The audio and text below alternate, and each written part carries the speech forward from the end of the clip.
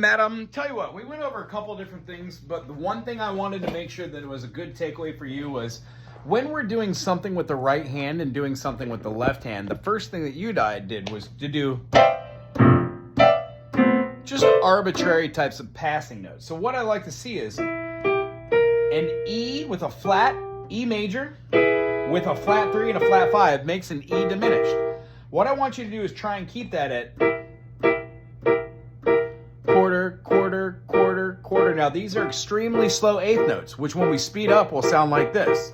But slowing them down, we would have C on the bass hand, right?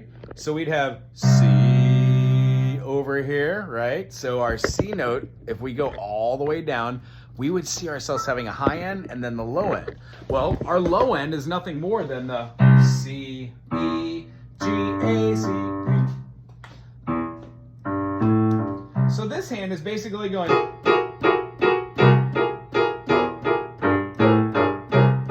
So what we're counting is 1, 2, 3. So if you count 1 and 2 and 3 and 4 and 1 and 2 and 3 and 4 and you see very quickly counting eighth notes helps.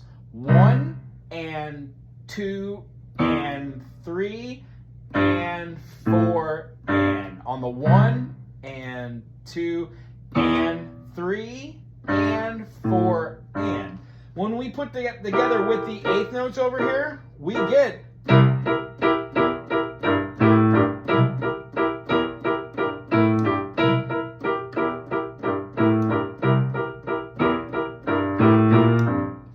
move into F major, you know,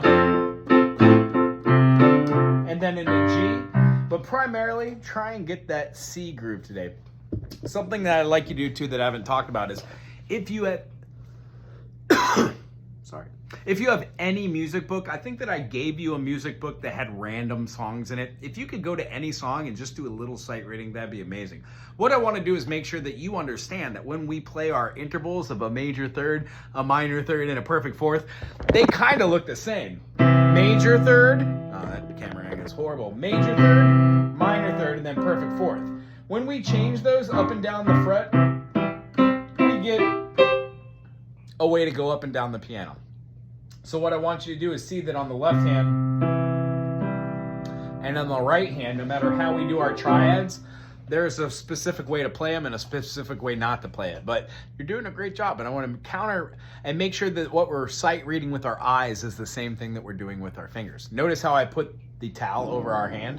One of my biggest deterrents when I was growing up is I couldn't figure out how to sight read. The reason why is every 10 seconds I was looking at the sheet of paper and then looking down at my hands and then looking up and looking down. I never actually truly concentrated on what just my eyes were doing. I was always wondering what my hands were doing, and nobody ever showed me that the distance for a major third and a minor third is the same. Depending on where you are, there are 3 of those in a major chord, meaning memorize those and everything falls into place. It was wonderful seeing you. I will see you next week. Aloha.